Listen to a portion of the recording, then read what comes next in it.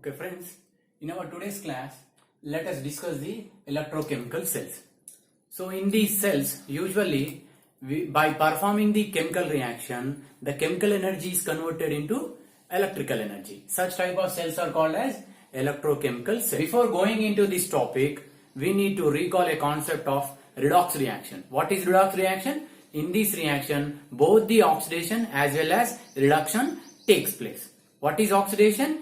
Usually oxidation is a process which involves the loss of electrons by a substance, whereas reduction involves the gain of electrons by a substance.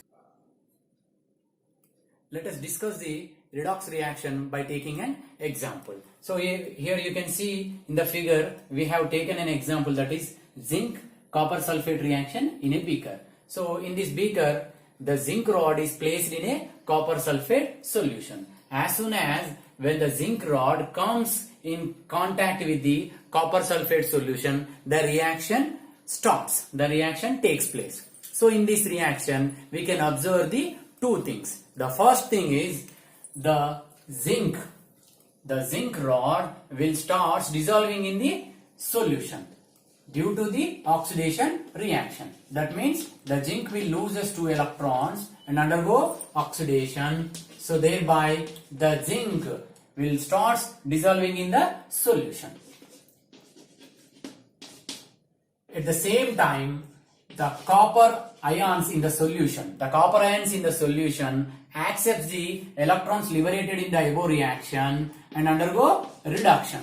So due to this reduction, what happens here? The copper ions will precipitate out from the solution. You can see in this picture the copper has been precipitated from the solution. So here the copper ions accepted the 2 electrons and precipitated out from the solution. The second observation is, in this reaction between the zinc and copper sulfate solution, the chemical energy is evolved in the form of heat. That means heat is evolved during this reaction.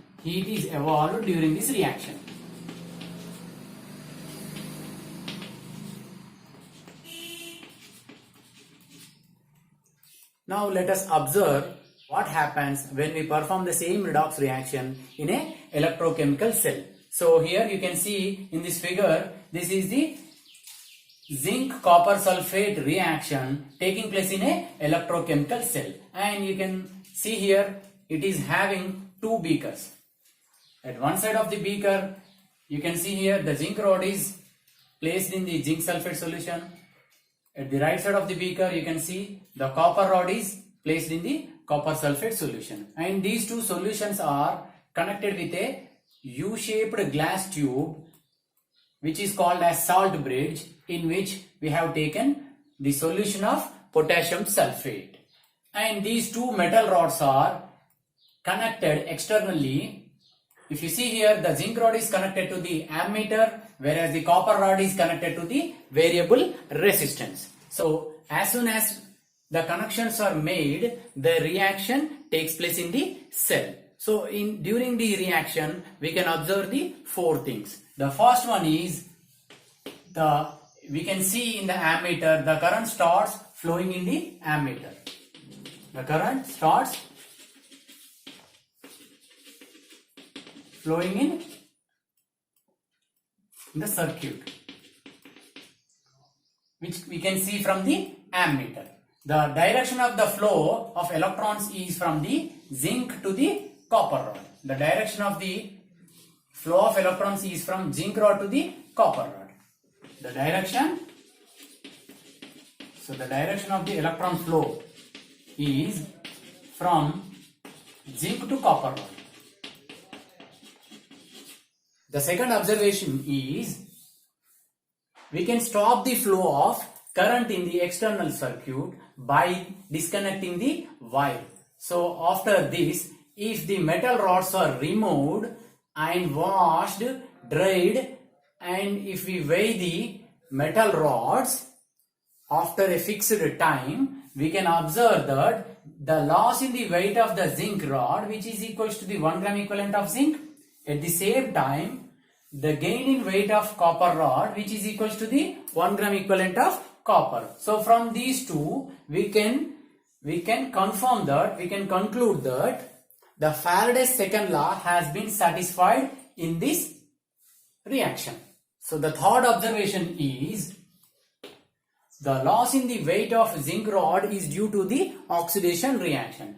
At zinc rod, what happens? The oxidation reaction takes place. That means the zinc rod loses 2 electrons and undergo oxidation. So thereby there will be decrease in the weight of the zinc rod. The zinc starts dissolving in the solution. So this is called oxidation half cell. Oxidation half reaction. So this part is called as oxidation half cell. Whereas at the same time the copper rod, we observed that there is the increase in the weight of the copper rod. It is due to the reduction reaction. That is reduction half reaction. Reduction half reaction. That means here the copper ions in the solution will accept the 2 electrons which are liberated in the above reaction to convert into copper. So here the copper ions will undergo reduction and get precipitated. Fourth observation is very important. Here when we perform the same reaction, that is zinc copper sulfate reaction in a beaker, there the zinc rod is in direct contact with the copper sulfate solution. In that redox reaction, what happened? The chemical energy has been converted into heat energy. In that reaction, the heat energy has been evolved. But whereas in the electrochemical cell, when we perform the same reaction indirectly, because the zinc rod is in this beaker, it is not in direct connection with the copper sulfate solution. Here the copper sulfate is in another beaker, the zinc rod is dissolved in zinc sulfate solution in this beaker. So here the zinc is reacting with the copper sulfate solution indirectly. So here the electrons lost by the zinc during the oxidation process are transferred to this copper via external medium. So during this, what happens? The chemical energy has been converted into electrical energy.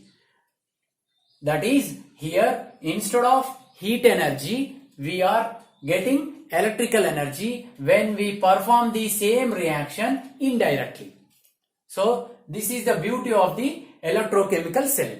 And we must note here that at the zinc rod, what is happening? The oxidation is taking place. It is represented as negative electrode, whereas at copper reduction takes place. Therefore, it is represented as positive electrode.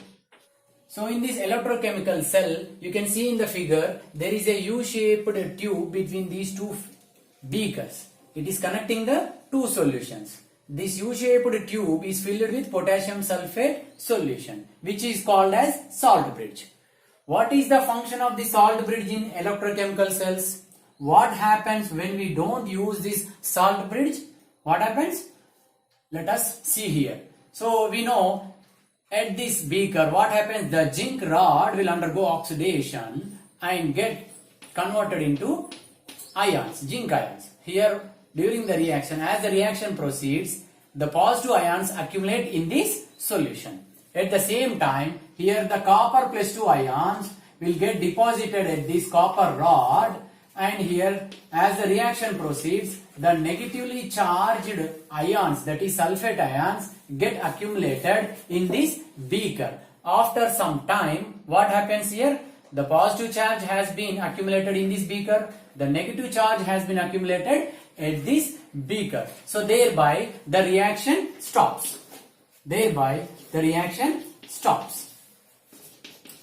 So in order to continue the reaction, we use this salt bridge.